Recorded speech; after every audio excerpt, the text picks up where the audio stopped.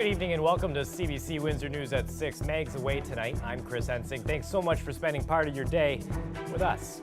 Tonight, a look at the devastating toll the opioid addictions crisis has on Windsor, Essex, as new data points to deadly outcomes on the rise. And a new program that pairs police with nurses gets an extension. Early results showing that Windsor's overwhelmed emergency rooms are seeing some relief. And Colette Kennedy has her eyes on a bit of a heat wave here. She breaks down what to expect and when. New data is pointing to a worrying picture about the status of the opioid crisis here in Windsor, Essex. Tonight, we're going to hear from those with firsthand experience and experts that are on the front lines. CBC's TJ Deer has the story. Kira Sterling says years of physical and mental trauma led her to get addicted to opioids. Well, I always suffered with alcohol abuse since I was like 14. I lost my grandmother to cancer and I moved away from home, and I just kind of had a rough go for a while with that. And about 7 years ago, my ex-partner stabbed me nearly to death, and I got addicted to my pain meds, and I ended up getting involved with all types of drugs. The 37-year-old says she's overdosed 7 times throughout her life but was never hospitalized for it. As a result, she lost custody of her daughter and hasn't seen her in 6 years. Sterling was taking classes at St. Clair College but was forced to drop out. She relapsed and served 6 months in prison before ending up at Brentwood Recovery Home 2 months ago. Brentwood is the only place that really gave me hope and really gives me a fresh start again. I don't think I'd have anything without Brentwood. Shane Vandergulik is another of Brentwood's 68 clients. The 40-year-old says he first started using drugs when he was dealing them. Started off first with weed and cocaine and ecstasy, and those are kind of like your party drugs and stuff. But then when I got into using opiates, that's when I started to realize I became addicted. After having 3 kids with a woman from Newfoundland and Labrador, he kept using opioids, and his partner took their kids away. Until he first went to Brentwood when he was 31, he tried to stop using opioids by himself for about 8 years. Vandergulik says he's been clean for 5 years and now sees his family on a regular basis. I have a great relationship with my mom and dad, with my kids, the mother of my children, a great relationship with her too now. So I haven't been using any of those drugs in a long time. I've been doing very good with the help of Brentwood. The stories of Sterling and Vandergulik are part of the growing opioid crisis in Windsor, Essex. Data from Public Health Ontario shows that the number of opioid-related deaths in the county has risen almost every year since 2014. The local health unit is reporting that 105 people died last year. The number of hospitalizations and emergency department visits have also sharply trended upwards since 2014. Brentwood's executive director says rising inflation has made it harder to help those in need. She says before the pandemic, Brentwood had 110 beds with an average wait time of 18 days. Now, the number of beds has dropped by roughly 38%, and the wait time has more than quadrupled. We could have about another 100 or so rooms open. We have the physical capacity for those rooms. We do not have the operational dollars to support them. It's not just at Brentwood where occupancy has hit its limit. The rising number of hospital and ER visits due to opioids also puts a lot of pressure on hospital staff who are already overstretched. At a hospital where the number of rooms can't keep up with demand, as some patients are cared for in hallways, this takes a toll. The pressure that with the numbers rising in the emergency department, it's increasing our volumes as well as increasing the acuity of patients. Dolmage and Vandergulik says government and community partners need to come together to find a common solution.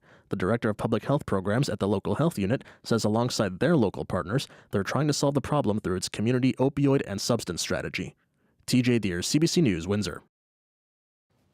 Well, you heard about the pressures there on emergency rooms here in Windsor. There's a program that's starting to see some results. It's a pilot project that teams up police and nurses, and it's going to get an extension. The operations manager at the Yellowknife campus ER says it's had impressive results. I think it's a good start. It's a very good start to mitigate ER visits and provide treatment in the community. Kalji Kalsi says the data is clear. The nurse-police team pilot project is working. Police officers paired with emergency room nurses are taking care outside the hospital setting, handling hundreds of calls since launching in May, many of those calls ending without a person having to step inside emergency rooms that are bursting at the seams. Kelsey says it's a targeted approach. To provide an on-spot treatment. So that way we can provide them with the resources, provide them with the services so they can take care of themselves in the community as well and prevent an ER visit to our already existing overwhelming ER department. The teams are focused on mental health and addiction support, a city in the midst of a drug crisis, sending police officers and healthcare workers out for proactive care. Working Fridays, Saturdays, and Sundays, they distributed dozens of drug testing strips, treated people for substance-related wounds, and on average, they administer at least one life-saving naloxone dose each shift. Kelsey says nurses jumped at the opportunity to get out of the emergency room and on to these teams, saying they see people waiting for care in the ER that could be helped in other ways. We knew that we had people that were coming to the ER when their wounds were really bad. We knew that people were coming to us because they have nowhere else to go as well. Initially, when we started this program, we put an interest out, and surprisingly, we had over like 25 nurses who were interested to be in part of this project. They were not, voluntold. They all wanted to be really part of this team. They're putting the call out for help once more, giving the program a 6-month extension because of early success. To make sure that patients, like a 90-year-old grandma who could utilize a bed that is being utilized by somebody who could be treated in the community, has helped decrease our wait times for these folks, has decreased patient complaints as well, and overall increased patient satisfaction in the ER as well, but also in the community. The push now is for long-term funding. Windsor Regional Hospital is searching for money to keep this team out long-term. Windsor's police service saying that this program is, quote, desperately needed for the city. Meanwhile, fire officials saying that too many people are dying needlessly in residential fires. So many of the deaths we see could have been prevented with the installation and regular maintenance of smoke alarms and having a home fire escape plan. Now, according to the Ontario Fire Marshal's office, last year was Ontario's worst for fatal fires with 133 lives lost. The fire marshal says in the majority of these fires, there were no working smoke alarms. This year has already seen nearly 70 lives lost in fires. September 28th, that's Test Your Smoke Alarm Day. Officials challenging everyone in Ontario to practice simple fire safety by testing to make sure smoke alarms on every story of your home are working. And now to a story affecting many towns and cities across Ontario tonight. Premier Doug Ford announcing more than $1 billion for municipalities. Money, he says, will lead to housing getting built faster. But already tonight, critics are saying that plan won't work. Lorenda Reddick. So today, I'm pleased to announce the Building Faster Fund. The Premier says it'll mean construction happens faster, with money for municipalities that meet at least 80% of their provincially assigned housing targets. It's a total of $1.2 billion over 3 years. These are incredible sums of money that will reward municipalities for building homes. Plus, 10% of the money would be reserved for small, rural, and northern communities. His announcement comes weeks after intense criticism about opening up parts of the Greenbelt to housing, with the Auditor General finding the government favored developers. Plus, Ford had another announcement. That we're extending strong mayor powers to another 21 municipalities that commit to provincial housing targets. Specifically, municipalities projected to have populations of over 50,000 people by 2031. That means those municipalities would also be eligible for the new money. Many say they're suffering after the government lifted some charges for developers aimed at spurring more building. The Association of Municipalities of Ontario warns local governments could still end up short $5 billion. Ford is one of many politicians speaking to local leaders at the group's annual general meeting. You are losing permanently. The NDP leader says Ford's plan doesn't come close to replacing the money municipalities are losing. The interim Liberal leader isn't convinced this money will have enough of an impact for cities. I'm not saying it's a bad thing. I'm just saying it's way oversold, but that's the Ford government. That's Doug Ford. Lots of sizzle, not much steak. Plus, the NDP leader says the municipal leaders she's talked to are frustrated, given the Greenbelt revelations from the Auditor General. I've never seen such distrust and unhappiness between folks at the municipal level and government. All this as everyone agrees more housing is needed. The Premier says his goal is for 110,000 homes started this year. His new Building Faster fund is set to start next year. Lorenda Redicop, CBC News, London. A change in tactics today for firefighters near Yellowknife. Since last week, they've been trying to stop those fires from spreading. Today, they started extinguishing the flames that are closest to the city. The CBC's Sam Sampson has the latest on the fires in the Northwest Territories and on the thousands who fled after an evacuation order. Overnight rainfall on Sunday significantly helped the firefighting effort, so much so that the plan of attack has now changed. So almost 5 millimeters of rain fell on the fire that is threatening Yellowknife. In that city alone, the city recorded up to 10 millimeters in some areas. So that plus the winds are helping. They shifted several times on Monday, but forecasters hoped that the winds actually push the fire west, which will make the fire reaching the city pretty unlikely. All of that is helping change the plan of attack. So now, rather than just trying to make sure that the fire doesn't get to Yellowknife, fire officials say that they're looking at trying to extinguish that fire that is more than 167,000 hectares. We're talking more than 40 kilometers of hot wildfire.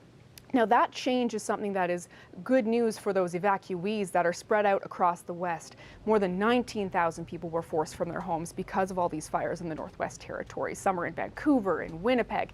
In Calgary alone, almost 2,500 people are in that city, and thousands are in Edmonton. As can be expected, it's quite a lot of people. I mean, Yellowknife is, 20,000. Hay River is 3,000 to 4,000 people. Plus you have Fort Smith as well. So as you can imagine, it's a lot of people to take care of, and they're doing the best they can with the resources that they have. As for when these thousands of evacuees can come back, that is still very much unknown. The mayor of Yellowknife and other school divisions in that city say it's very unlikely that students will be going back to school on their original start date, August 28th, just a week from Monday. And so because of all of that and this still unsafe situation, the mayor of Yellowknife says it is too soon to tell when people can come back to their homes. To date, the fire is still a threat, and we don't have a date for when folks can come back. Though the fire evacuation deadline was Friday at noon, Yellowknife Mayor Rebecca Alty is still urging people who can leave to do so. She says there are about 1,600 people still in Yellowknife alone, about 1,000 essential workers, but she says the capacity in case there are emergencies or something like that is very, very low. So if you are someone in Yellowknife or the Northwest Territories who has the option to leave and has been ordered to evacuate, she says now is the time to go, because even though there are these favorable weather conditions, the situation is still unsafe. Sam Sampson, CBC News, Regina. There are signs of success in the fight against wildfires near Kelowna in British Columbia. There have been no new reports of destroyed homes since the weekend. Officials say they're now taking stock of the damage, but the situation remains critical in the Shuswap area, 100 kilometers to the north. CBC's Mira Baines has the latest. Better weather conditions for southern BC are allowing firefighters to make progress. Cooler temperatures and changes in wind direction and possible rain from the remnants of Hurricane Hilary down south could bring relief Tuesday. We're also getting news about how many homes have been lost in West Kelowna, a hard-hit area here in the Okanagan. I can report today that I have a loss estimate for the neighborhoods that we have visited. This number is an estimate, and it represents full and partial losses within the neighborhoods. We estimate that there's approximately 50 structures. Still no information about how many homes and businesses were lost in Scotch Creek in the Shuswap area. Provincial officials also addressed reports of wildfire tourism. Listen to and respect the travel order. It is critical that we keep the roads clear, that we keep the hotels available for people. EB is expected to visit communities affected by fire tomorrow. BC wildfire officials are also responding to criticism over a planned ignition after residents complained that it contributed to damage. They deny it caused two major fires to merge. Unfortunately, with the wind that we knew was forecast and that was coming, that fire went above the control line that we burned off from, and then swept back into the communities in the North Shuswap. For people evacuated from homes, local government and provincial officials are trying to bring in more personnel to help with emergency support services to clear a backlog of hundreds of people waiting for help. Mira Baines, CBC News, Kelowna. From fire and smoke to wind and rain, the remnants of Tropical Storm Hilary, they're expected to blow into British Columbia in the coming days. The BC Wildfire Service says winds could cause more problems for crews that are already battling those fires you just saw. The storm has been battering northern Mexico and also the southwestern parts of the United States. Parts of Southern California receiving a year's worth of rain in just 24 hours. Look at the destruction. Up to 25 centimeters fell in some areas. It's the most severe weather to hit the area in more than 80 years. Flash flooding caused landslides and washed out roads, leaving people stranded in several communities in the Coachella Valley. The storm, well, it continues to move north. More than 17 million people are under flooding and high wind advisories, watches, and warnings. Those are stretching from the Mexico border all the way up to northern Idaho.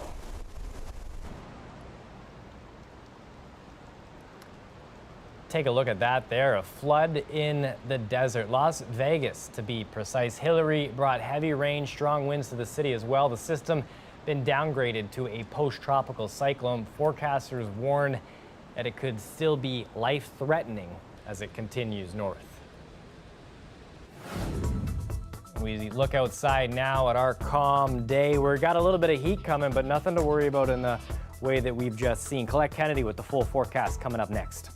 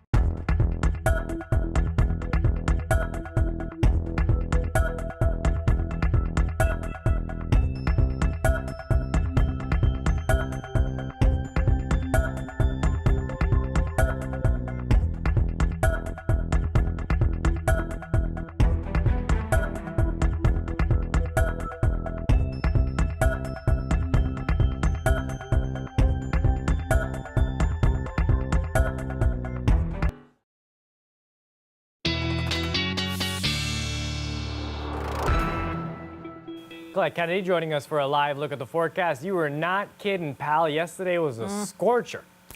Yeah, some of that extreme heat, right? Oh. That heat dome across the kind of belly of the U.S. is pushed into southwestern Ontario, and we are going to see a little reprieve and then it pumping back up again. So I've got some details to go into on that. I did want to just quickly show you the situation in terms of Western Canada, a little bit of that moisture from what was Hurricane Hilary trying to make its way towards BC. And as it does, it will provide a bit of help. It's going to also push some of that dense smoke back a bit further north. Not great for those folks in central interior of BC, but getting a little bit away from the southern coast and the interior there.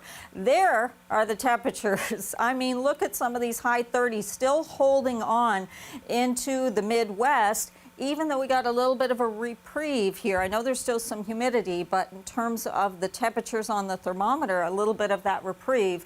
And another day of that into tomorrow, and then it's going to kind of push back. That heat dome is going to expand again and slide back into at least southwestern Ontario, even though it's not going to make it perhaps all the way to Lake Ontario. We'll see the influence around Lake Erie. So current temperature 24, 22 for Chatham-Kent. I said there's still some humidity, so the humidex values were up around 30, and they've just dipped a little bit here.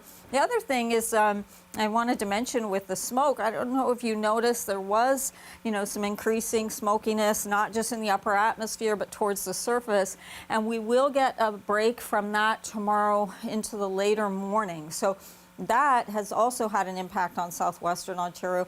As we see that kind of receding, we'll see a nice dry day ahead tomorrow, sunshine, a bit of fair weather cloud, and then that's just going towards midweek when we're going to have a frontal boundary that comes through, and with that we get into the chance of getting some showers, even some heavier thunderstorms possible. The potential is there into Wednesday, and much of this is kind of earlier part of the day. So this is 7 a.m. on Wednesday. You see it drops through. It is going to move relatively quickly, so it shouldn't hang around too long, and then that means in the afternoon perhaps some clearing and getting into a mix of sun and cloud, but sort of plan accordingly for your Wednesday in terms of the wet weather that will be there earlier on in the day. The temperatures tonight, 17 for the low, 18 Sarnia, and then we get into mid and much cooler air. So that's kind of beyond. We're on that fringe of that big heat dome. And so what happens, look at this, is by the time we get into Wednesday, that frontal boundary kind of captures us once again. 29 degrees, still manageable. Thursday, 33, we're kind of into the thick of it again, and then it starts to recede as we get towards Friday. And certainly for the weekend, it does look like we will not be on the fringes of it, but actually move outside of it. And that's a cooler number that you're seeing coming up for Saturday, and I expect it Sunday as well, Chris. It's been one of those years, right? It feels like it's been a cooler summer, but one final blast maybe? Yes, yeah. Well, and sometimes we get some of these into September too. That's so, true, that's true. Yeah, we have some time. We got time for sure. Thanks, Ms. Colette. You're welcome. You have heard of saying yes to the dress for one family in Saskatoon. They say you're next. We've got that story after the break.